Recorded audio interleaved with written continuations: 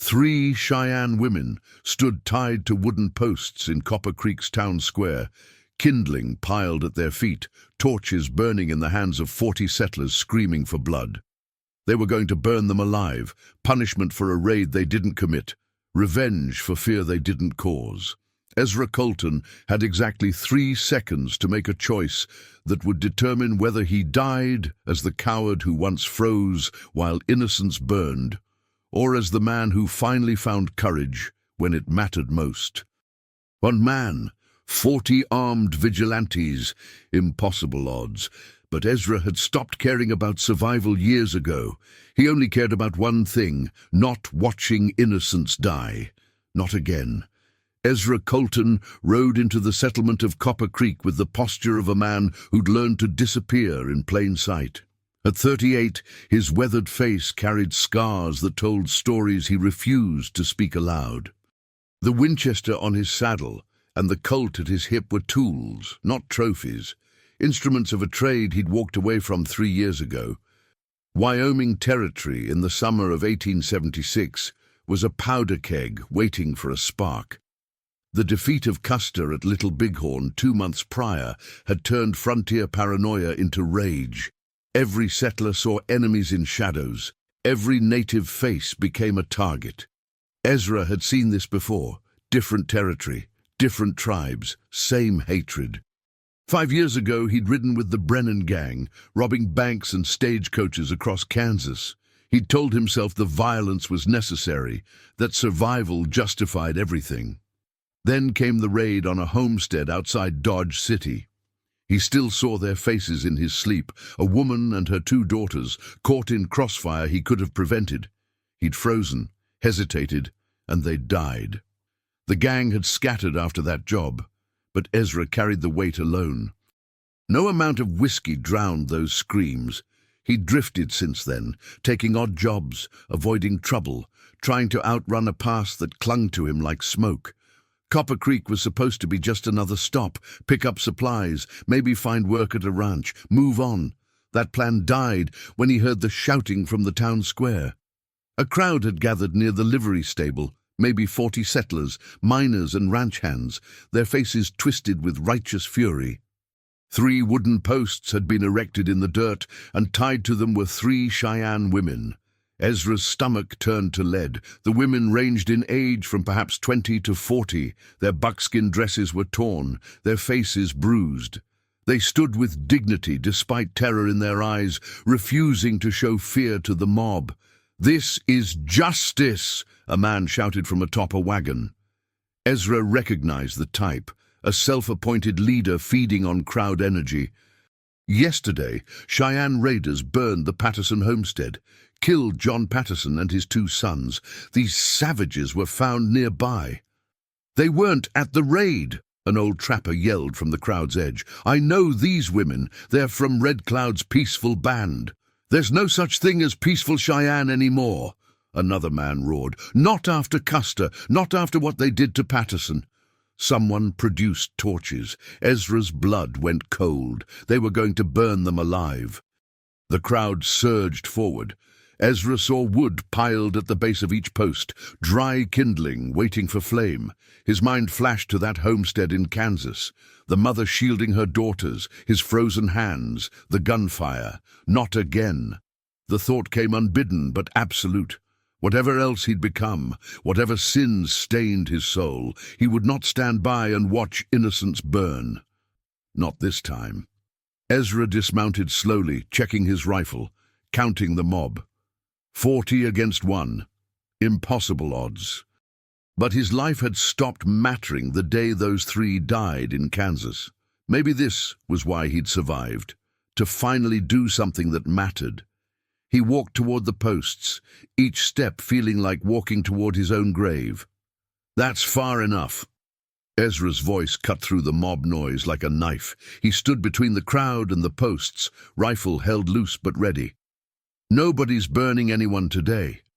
The crowd fell silent, shocked by the interruption. Then the leader laughed. "Who the hell are you?" "Someone who knows murder when he sees it." Ezra's eyes swept the crowd. "These women aren't warriors. They're not raiders. You're about to kill innocents to make yourselves feel powerful. You defending savages," a miner spat, "after what they did to Patterson." "I'm defending the truth," Ezra said quietly, "and the truth is, you don't know if these women were involved. You just grabbed the first Cheyenne you could find because you're scared and angry.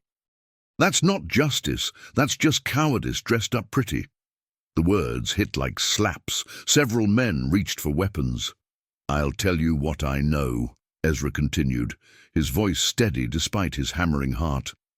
"I know I've done terrible things.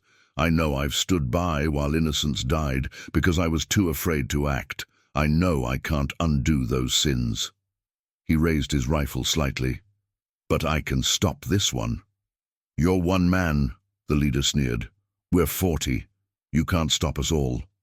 "Maybe not." Ezra smiled without humor. "But I guarantee I take 6 or 7 of you with me. Question is, which 6 or 7 want to die today for a lynching?" He let his eyes settle on specific faces. The young ranch hand, barely 20, the shopkeeper with a family, the miner with trembling hands. "You willing to die, leave your wives widows, your children fatherless, for this?" Doubt rippled through the crowd. The leader sensed it. "He's bluffing. Try me." Ezra's voice went flat, cold, the voice of the man he used to be. "I've killed 12 men. Some deserved it, some didn't. I'll happily make it 18 if you force my hand." The silence stretched taut as a bowstring. Then a woman's voice cut through. "He's right." An older settler woman pushed through the crowd. "This is wrong. Patterson was my cousin, and even I know this is wrong. These women aren't raiders." "Mary's right," the old trapper added. "I've traded with Red Cloud's band for years. These are peaceful women." The crowd wavered.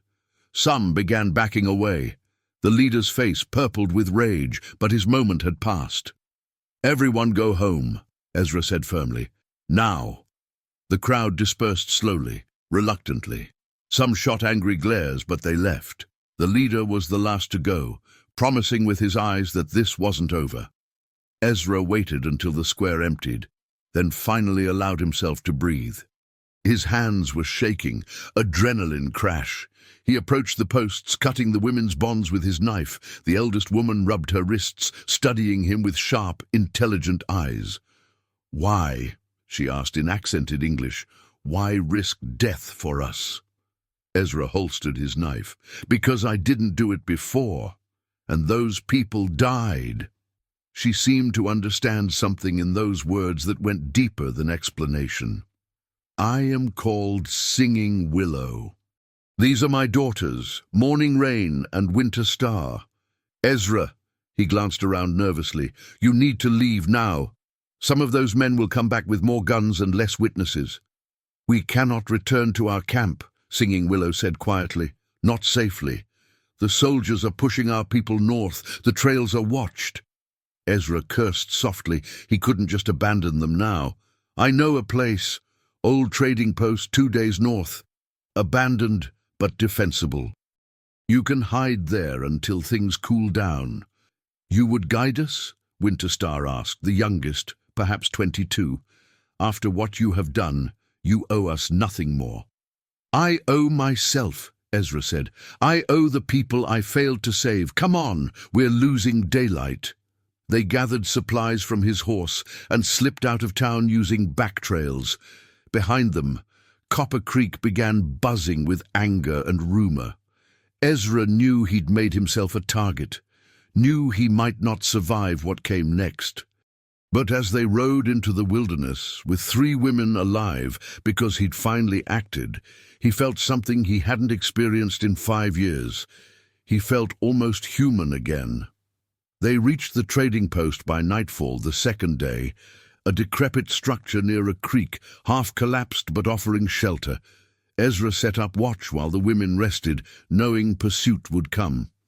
It arrived at dawn. 8 riders from Copper Creek, led by the mob's former leader. They'd tracked them easily.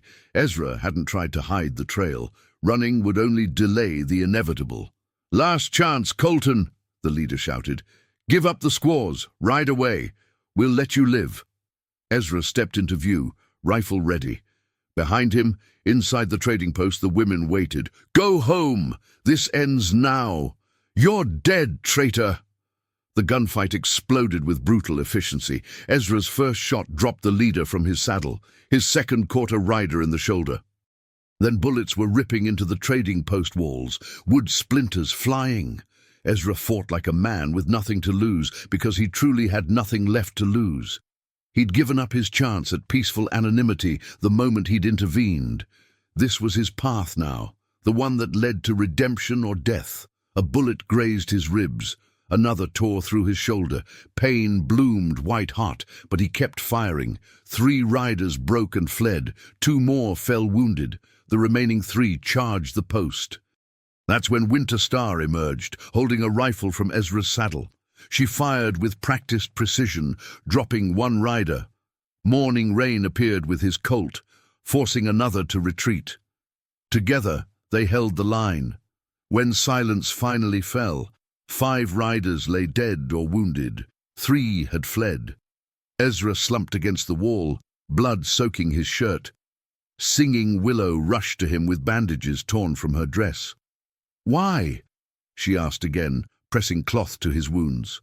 "Why sacrifice everything?" Ezra managed a weak smile. "Because 5 years ago I stood frozen while 3 innocents died. I've been dead inside ever since. Today, 3 innocents lived because I moved." He coughed, tasting copper. "That's worth dying for." "You are not dying," Singing Willow said firmly. "We will not allow it." Over the following weeks, they nursed him back to health in that abandoned post. As strength returned, Ezra told them everything. His past, his crimes, the family he'd failed to save. They listened without judgment. When he could ride again, Singing Willow gave him something precious, a small medicine pouch. "Among my people, redemption is not about erasing the past. It is about carrying it forward with honor. You carry yours now." Ezra helped them reach their people near the Montana border, ensuring their safety. Before parting, Winter Star spoke. "You said you owed the dead. You have paid that debt. Now you owe the living, yourself included. Live well." He watched them disappear into the northern hills, 3 women alive, because 1 broken man had finally found the courage to act. Ezra turned his horse west, toward new territory. He couldn't undo the past. The family in Kansas was still dead. His crimes still existed. But maybe, just maybe, he could live the rest of his days trying to balance the scales, 1 act of courage at a time. Redemption wasn't a destination. It was a path walked daily, through sacrifice and choice. And for the first time in 5 years, Ezra Colton felt worthy of walking it.